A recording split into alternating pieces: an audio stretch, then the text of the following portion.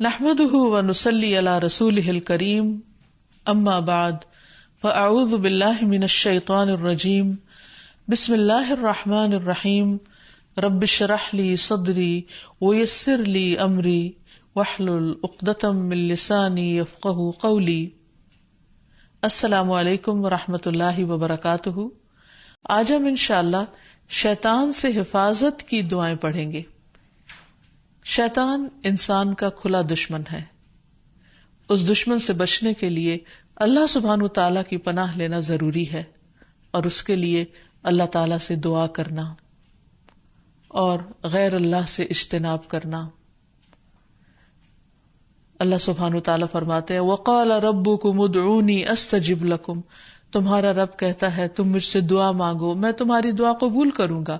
جب وہ قبول کرنے والا ہے تو پھر ہمیں دعا مانگنے میں بخل نہیں کرنا چاہیے اور ہر طرح کے شر سے بچنے کے لیے اسی کی پناہ لینی چاہیے اور کسی بھی تکلیف اور مصیبت کے وقت کسی اور کی طرف نہیں دیکھنا چاہیے، کیونکہ قرآن مجید میں آتا ہے وَمَنْ أَضَلُّ مِمَّنْ يَدْعُو مِن دُونِ اللَّهِ مَن لَّا يَسْتَجِيبُ لَهُ إِلَى يَوْمِ الْقِيَامَةِ وَهُمْ عَن دُعَائِهِمْ غَافِلُونَ. اور اس سے بڑھ کر گمراہ اور کون ہوگا جو اللہ کے سوا ایسوں کو پکارتا ہے جو قیامت تک اس کی پکار کا جواب نہ دے سکیں گے. یعنی اللہ تعالیٰ کا در چھوڑ کر غیروں کے در پہ جاتا ہے جو نہ سنتے ہیں نہ سمجھتے ہیں اور نہ ہی کچھ کر سکتے ہیں، بلکہ وہ تو ان کے پکارنے سے بھی بے خبر ہیں. ان کو تو یہ بھی نہیں پتا کہ ان سے کون کیا مانگ رہا ہے. اس لیے ہمیں اللہ تعالیٰ سے ہی دعا کرنی چاہیے اور دعا سے پہلے اللہ سبحانہ تعالیٰ کی حمد و ثنا اور پھر نبی صلی اللہ علیہ وسلم پر درود شریف پڑھنا، کیونکہ اس کے پڑھنے سے رحمتیں نازل ہوتی ہیں. جہاں تک شیطان کی دشمنی کا تعلق ہے تو وہ اول روز سے ہے، جب سے انسان پیدا ہوا اور جب سے اللہ سبحانہ تعالیٰ نے فرشتوں کو حکم دیا کہ وہ انسان کے آگے جھک جائیں، آدم علیہ السلام کو سجدہ کریں، اور ابلیس کو بھی حکم ہوا لیکن اس نے انکار کر دیا.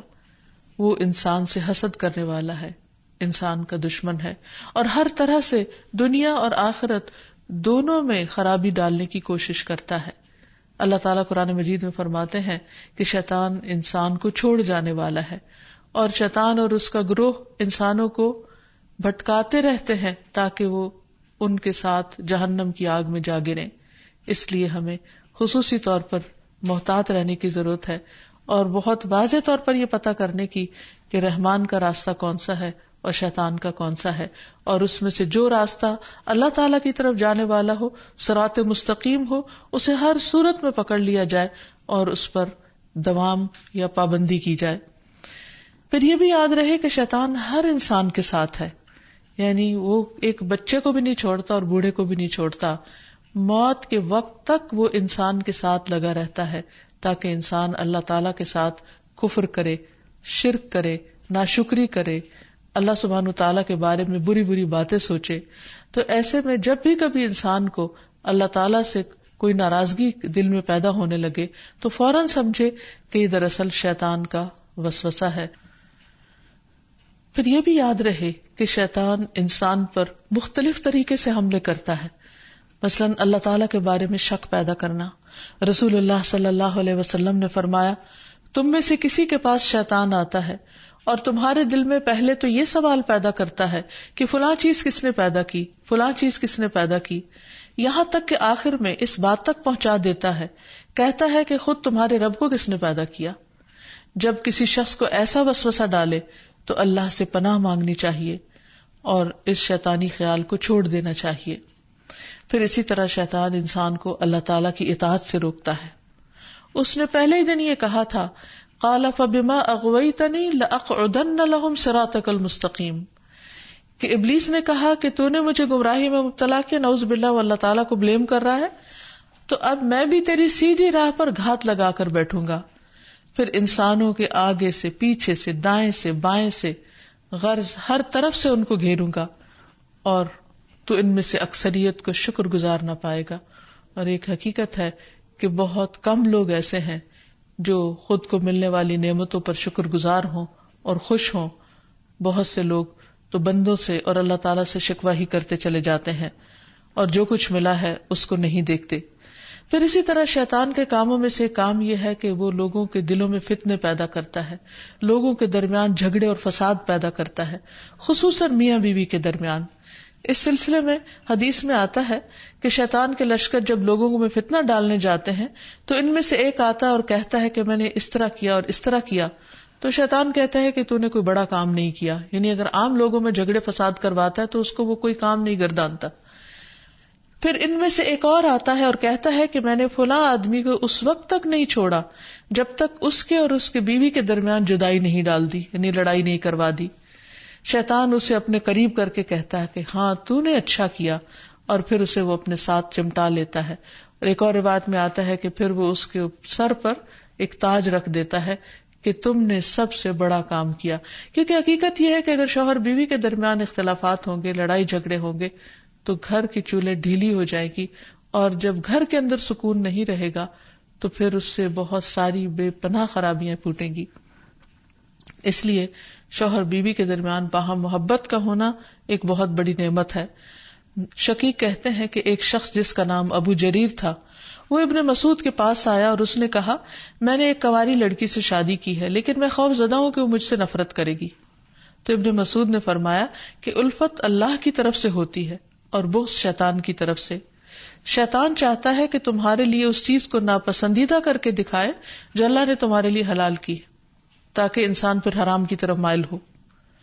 اسی طرح باہم بہن بھائیوں کے درمیان، دوستوں کے درمیان عداوت اور دشمنی پیدا کرتا ہے. قرآن مجید میں اللہ تعالیٰ فرماتے انما یرید الشیطان ان یوقع بینکم العداوۃ والبغضاء فی الخمر والمیسر. شیطان تو یہ چاہتا ہے کہ شراب اور جوئے کے ذریعے تمہارے درمیان دشمنی اور بغض ڈال دے، کیونکہ عموماً شراب کی محفلیں بھی دوستوں کے درمیان ہوتی ہیں اور جوئے بھی عموماً دوستی آپس میں کھیل رہے ہوتے ہیں، تو ان میں ایک دوسرے کے ساتھ پھر جو زیادتیاں ہوتی ہیں ناسمجھی کی وجہ سے یا شراب کے نشے کی وجہ سے، تو اس میں بعض اوقات مدتوں پرانے تعلقات ختم ہو کر رہ جاتے ہیں. تو یہ بھی شیطانی وار ہوتے ہیں. پھر شیطان کا ایک بہت بڑا ہتھیار جو ہر ایک پر چل جاتا ہے وہ ہے غصہ کرنا، کیونکہ غصہ شیطان کی طرف سے ہوتا ہے اور وہ انسانوں کو جلد مشتعل کروا دیتا ہے. پھر اسی طرح اللہ کا ذکر بھلوا دینا. قرآن مجید میں آتا ہے استحوذ علیہم الشیطان فانساہم ذکر اللہ اولئک حزب الشیطان الا ان حزب الشیطان هم الخاسرون. شیطان ان پر غالب آ گیا سو اس نے انہیں اللہ کی یاد بھلا دی، یہ لوگ شیطان کا گروہ ہیں، سن لو یقیناً شیطان کا گروہ ہی وہ لوگ ہیں جو خسارہ اٹھانے والے ہیں. پھر اسی طرح شیطان کا ایک بہت بڑا وار نماز میں وسوسے ڈالنا ہے. اکثر لوگ نماز کے اندر بھول جاتے ہیں اور نماز کے وسوسوں کی شکایت کرتے ہیں اور نماز میں خشوع و خضوع کو سب سے مشکل کام گردانتے ہیں. حقیقت یہ ہے کہ نماز میں خشوع و خضوع اور کنسنٹریشن انسان کو جنت الفردوس کا مستحق بناتا ہے، لیکن جب انسان کی نماز خشوع و خضوع سے خالی ہوتی ہے، یعنی اس میں کنسنٹریشن نہیں ہوتی، تو انسان کو یوں محسوس ہوتا ہے جیسے اس نے نماز پڑھی ہی نہ ہو.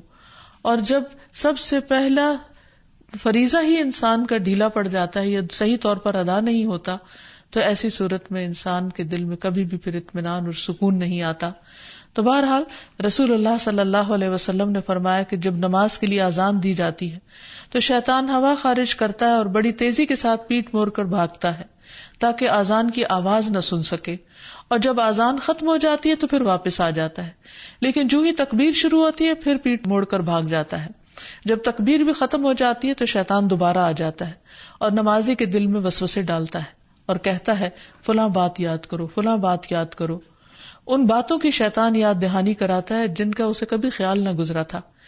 اس طرح انسان کو محو کرتا ہے ان خیالات میں، یہاں تک کہ انسان کو یہ بھی یاد نہیں رہتا کہ اس نے کتنی رکعتیں پڑھی تھی، یعنی اس کو رکعتوں کی تعداد تک بھول جاتی ہے. پھر نماز کے اندر ادھر ادھر اس کو بھٹکاتا رہتا ہے اور کبھی اس کی نگاہ ادھر ادھر اٹھ جاتی ہے، ذرا سے شور پر انسان کی توجہ نماز سے ہٹ جاتی ہے، اور بعض اوقات انسان پوری کی پوری نماز پڑھ جاتا ہے لیکن اس میں اللہ کی یاد نام کی کوئی چیز نہیں ہوتی، کیونکہ اللہ کی یاد سب سے پہلے انسان کے دل میں ہوتی، اور اگر دل میں ہی اللہ کی یاد نہیں تو زبان سے محض پڑھا ہوا یاد نہیں کہلا سکتا. پھر اسی طرح شیطان انسان سے برائی اور بے حیائی کے کام کرواتا ہے. قرآن مجید میں اللہ تعالیٰ فرماتے ہیں کہ انما یأمرکم بالسوء والفحشاء وان تقولوا علی اللہ ما لا تعلمون، کہ وہ تمہارا کھلا دشمن ہے، وہ تمہیں برائی اور بے حیائی کا حکم دے گا، نیز اس بات کا کہ تم اللہ کے ذمے ایسی باتیں لگا دو جن کا تمہیں خود علم نہیں، یعنی ایسی باتیں اللہ تعالیٰ کے بارے میں کہو جو لا علمی پر مبنی ہو۔ بہت سے لوگ اللہ کے بارے میں یا اللہ تعالیٰ کے احکامات کے بارے میں جھگڑتے ہیں بغیر یہ جانے کہ اللہ تعالیٰ نے کسی بات کا حکم کیوں دیا ہے۔ پھر اسی طرح شیطان کا ایک حربہ ہے انسان کا لباس اتروانا، کیونکہ جنت کا لباس اتروایا تھا آدم اور حوا سے شیطان نے ان کو بہکا کر، اور دنیا میں بھی وہ یہی چاہتا ہے کہ انسان بے حیائی اور فحاشی کی طرف مائل ہو۔ پھر اسی طرح انسان کے برے اعمال کو شیطان مزین کرتا ہے۔ جب انسان کو غلط کام کرتا ہے اور اس پر اس کو شرمندگی نہیں ہوتی، اس پر اس کو کوئی ریگریٹس نہیں ہوتے، تو یہ دراصل شیطان کا حربہ ہوتا ہے جو اس پر چل چکا ہوتا ہے۔ پھر اسی طرح انسان کو اذیت بھی پہنچاتا ہے، جیسے ایوب علیہ السلام کو جو بیماری تھی اس میں وہ کہتے ہیں کہ وَاذْكُرْ عَبْدَنَا أَيُّوبَ إِذْ نَادَى رَبَّهُ أَنِّي مَسَّنِيَ الشَّيْطَانُ بِنُصْبٍ وَعَذَابٍ، اور ہمارے بندے ایوب کا ذکر کیجئے جب انہوں نے اپنے پروردگار کو پکارا کہ شیطان نے مجھے سخت تکلیف اور عذاب میں ڈال دیا ہے۔ یعنی انسان جب بیمار ہوتا ہے تو اس وقت خصوصاً اس کو مایوس کرتا ہے، اللہ کی رحمت سے مایوس کرتا ہے، اور بعض اوقات اس کے دل میں ایسی ایسی باتیں ڈالتا ہے کہ جسمانی بیماری سے زیادہ انسان روحانی تکلیف میں مبتلا ہو جاتا ہے۔ اسی طرح بعض جسمانی بیماریاں بھی شیطان کی وجہ سے ہوتی ہیں۔ آپ صلی اللہ علیہ وسلم نے فرمایا، طاعون تمہارے دشمن جنوں کی طرف سے ایک چوکا ہے اور وہ تمہارے لیے شہادت ہے، یعنی وہ آتا شیطان کی طرف سے ہے لیکن تمہارے حق میں فائدہ مند ہو جاتا ہے۔ اور شیطان کی یہ دشمنی انسان کے ساتھ، انسان کی پیدائش کے ساتھ ہی شروع ہو جاتی ہے، جیسا کہ ہم دیکھتے ہیں کہ نبی صلی اللہ علیہ وسلم نے فرمایا کہ جب بنی آدم پیدا ہوتا ہے تو پیدائش کے وقت شیطان اسے چھوتا ہے اور بچہ شیطان کے چھونے سے زور سے چیختا ہے، سوائے مریم اور ان کے بیٹے عیسیٰ علیہ السلام کے۔ اس کی وجہ مریم علیہ السلام کی والدہ کی دعا ہے کہ انی اعیذھا بک وذریتھا من الشیطان الرجیم، کہ میں اسے اور اس کی اولاد کو شیطان رجیم سے تیری پناہ میں دیتی ہوں۔ اور پھر شیطان تو اپنے کام کرتا ہے لیکن انسان کو اس کے حملوں سے بچنے کی تدابیر اختیار کرنی چاہیے، جو قرآن و سنت میں ہمیں بہت اچھی طرح بتا دی گئی ہیں۔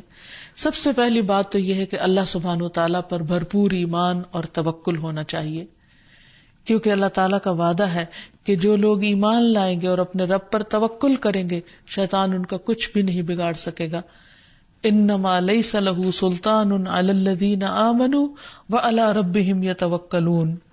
پھر اسی طرح اللہ تعالیٰ کے لیے اخلاص برتنا، ہر کام صرف اللہ کے لیے کرنا، اپنے آپ کو شرک سے بچانا۔ تو جو شخص ایسا طریقہ اختیار کرے گا شیطان کا اس پر بھی زور نہیں چلے گا۔ پھر ہر معاملے میں قرآن و سنت کی پیروی کرنا، پھر دن کا آغاز اور اختتام اللہ کے ذکر سے کرنا، اللہ کی یاد سے کرنا، اللہ کی فرما برداری کے کاموں سے کرنا۔ پھر اسی طرح کثرت سے سجدے کرنا، کیونکہ شیطان نے اللہ تعالیٰ کا حکم نہیں مانا تھا اور سجدے سے انکار کیا تھا، تو رسول اللہ صلی اللہ علیہ وسلم نے فرمایا جب کوئی آدمی سجدہ والی آیت پڑھ کر سجدہ کر لے تو شیطان روتے ہوئے دور ہٹ جاتا ہے اور کہتا ہے افسوس مجھ پر۔ آدمی کو سجدے کا حکم ملا تو اس نے سجدہ کر لیا، اس کے لیے جنت ہے، اور مجھے بھی سجدے کا حکم ملا لیکن میں نے انکار کر دیا اور میرے لیے جہنم ہے۔ تو اس لیے شیطان کی مخالفت اگر انسان کرنا چاہے تو اس کے لیے سجدوں کی کثرت کر دے اور خصوصاً فرض نماز کی پابندی کرے، تو انشاءاللہ شیطان کا زور نہیں چلے گا۔ پھر اسی طرح گھر کو شیطانی چیزوں سے پاک کرنا، پھر فضول خرچی سے بچنا کیونکہ فضول خرچ شیطان کے بھائی ہوتے ہیں، نگاہوں کی حفاظت کرنا کیونکہ نبی صلی اللہ علیہ وسلم نے فرمایا کہ وہ ابلیس کے تیروں میں سے ایک تیر ہے۔ پھر اسی طرح اکٹھے رہنا، مسلمانوں کی جماعت کے ساتھ جڑے رہنا۔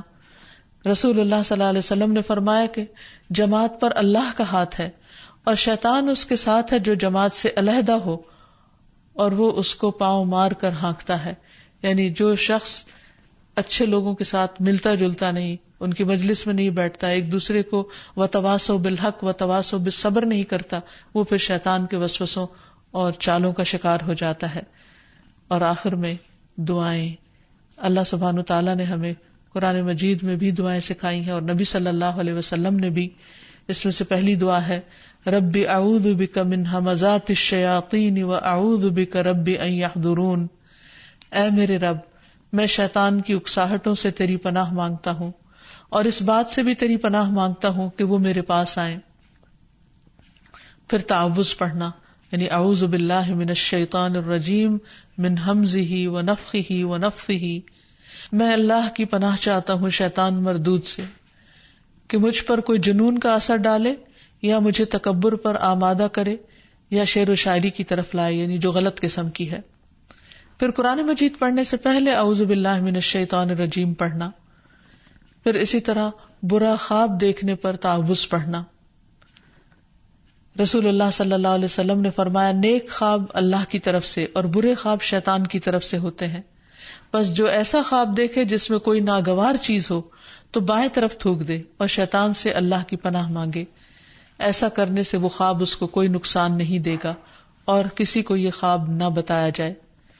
پھر اسی طرح صبح و شام کی دعائیں پڑھے جس میں خصوصی طور پر شیطان کے شر اور شرک سے بچنے کی دعا ہے.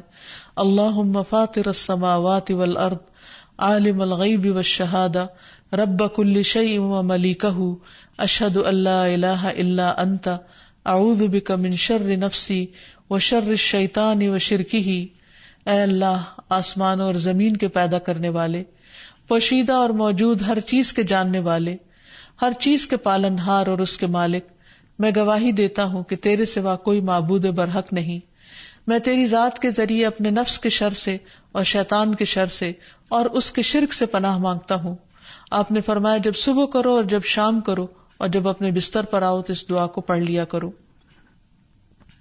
اسی طرح سب کام بسم اللہ پڑھ کر کرنا، کیونکہ انسان جب بسم اللہ پڑھتا ہے تو اللہ کا نام لیتے ہی شیطان دور بھاگ جاتا ہے.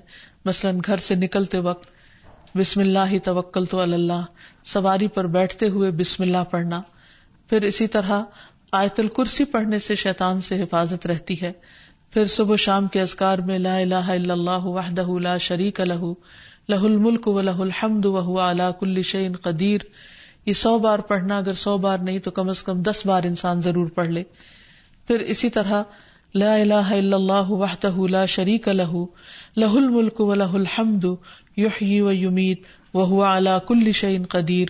جو شخص مغرب کے بعد 10 بار پڑھے گا، اللہ تعالیٰ اس کی حفاظت کے لیے اسلحہ بردار فرشتے مقرر کر دیں گے جو اس کی صبح تک شیطان سے حفاظت کریں گے. تو اس لیے ہمیں بھی ان اذکار اور دعاؤں کا اہتمام کرنا چاہیے. اگر زبانی یاد نہ ہو تو دیکھ کر بھی پڑھے جا سکتے ہیں، لیکن حقیقت یہ ہے کہ اللہ کا ذکر ایک مضبوط قلعہ ہے جس میں انسان پناہ لیتا ہے ہر قسم کے شر سے بچنے کے لیے، خصوصاً شیطان کے شر سے. تو اللہ تعالی ہم سب کو اس سے محفوظ رکھے.